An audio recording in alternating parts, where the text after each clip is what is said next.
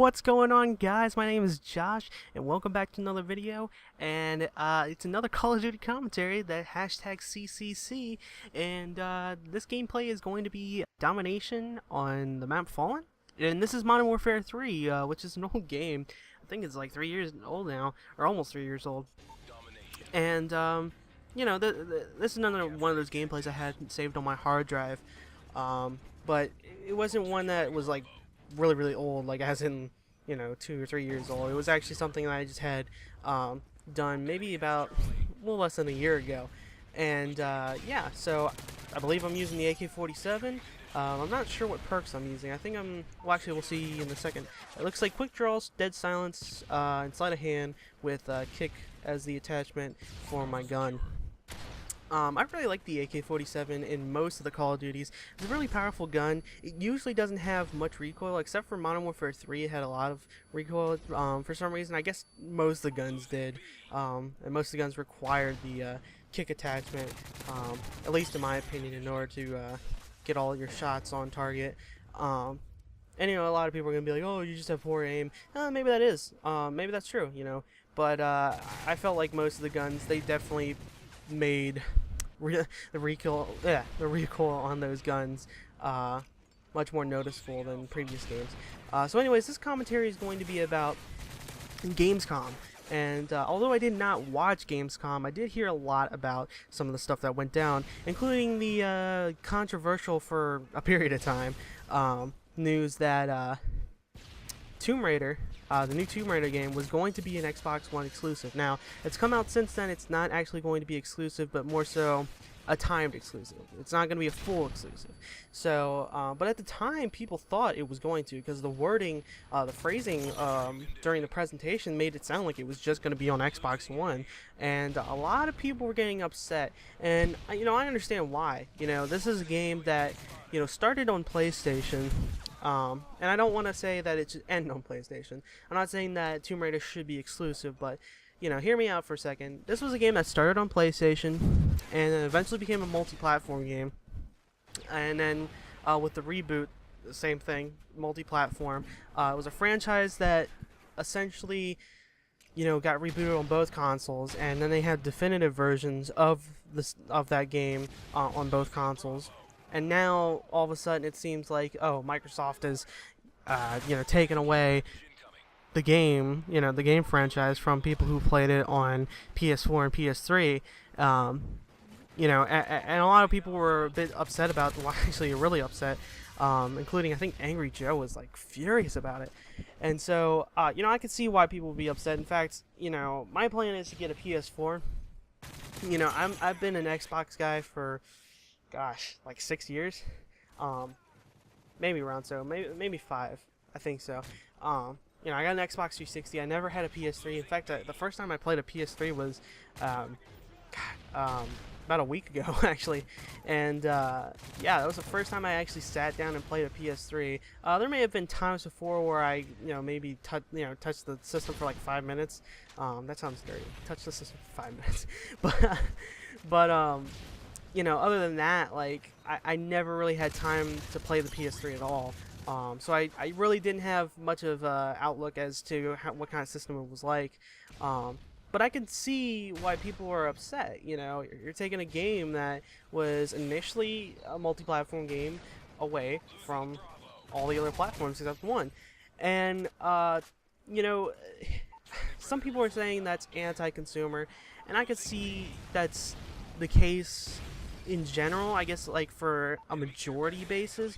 But to be honest, I wouldn't be too upset even if they did make it an Xbox One exclusive.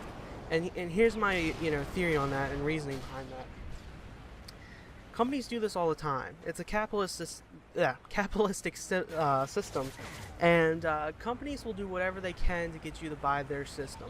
You know, Microsoft already does this technically, the timed exclusive thing with Call of Duty. Now, of course, it's a different story of saying, oh, you know, Call of Duty is still on both systems, and you still get the DLC on both systems. It just comes out earlier on Xbox systems, and I understand that, but, you know, look, like, I don't know how to explain this, but I personally think that in the end, it may be anti-PlayStation, but it's not anti-consumer in general.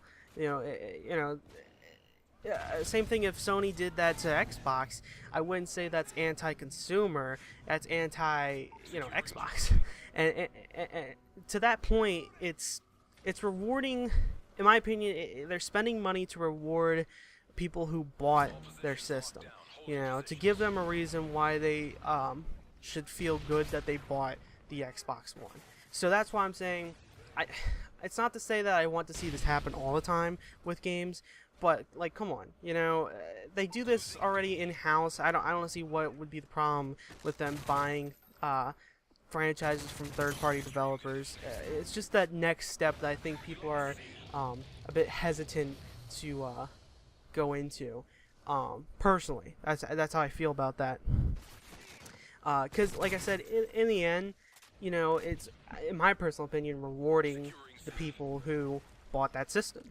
You can't get this game unless you get it on that system, and a lot of people see it that way, and of course it makes it sound like it's a bad thing, but in the end, for the people that wanted it, that were expecting it on Xbox One, now they're the only ones that get it, so now they feel better, like, oh, they spent money to keep something on our side. Not to say that it wouldn't be on our side, but they spent the money, they shelled out the money for me to play this game only on this system, so I don't feel bad that I didn't get a PS4, because in that sense it does distinct the two systems apart. In terms of multi-platform games, not every game is going to be a multi-platform. But maybe that's just me. Maybe I'll change my opinion somewhere down the line.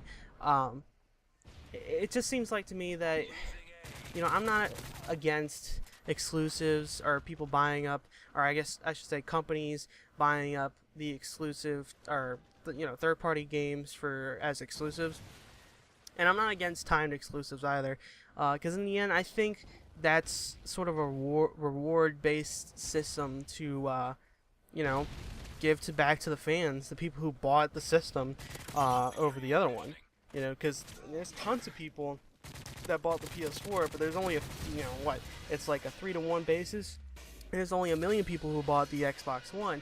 And I remember a big marketing strategy back when Call of Duty was huge. We're talking about Modern Warfare 2 to Black Ops 2. The big strategy was, okay, we're gonna make all the DLC exclusive for a limited time, which is really about a month or two before it comes out on PlayStation 3.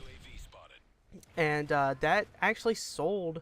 I'm pretty sure that sold a good amount of consoles, because again, Call of Duty was a huge multiplayer online game at the time, and it still kind of is. And if you can get that sort of exclusive right to put the DLC, all the extra content that's going to come out for that game, first on your system before any other system, maybe not the people who are on the other system are going to think about switching, but let's say they didn't have that console, they didn't have either console, and they see, oh, Call of Duty at a friend's house, they play it and they're like, oh man, this is a good game, is this on PlayStation? He's like, yeah, but all the DLC for this game, all the extra content comes out for Xbox. And he's like, well, I'm gonna want that one then. I want the special limited edition Xbox and whatnot. So, that's just my opinion. I know a lot of people are gonna say different things in the comment section, and I respect those opinions as well. So hopefully you enjoyed this video. As you can see, my score wasn't impressive,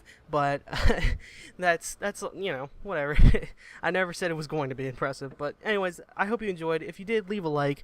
Please subscribe for more. And thanks for watching. Stick around for the next episode, as well as other videos that I'll be uploading. Thanks so much. Have a good one.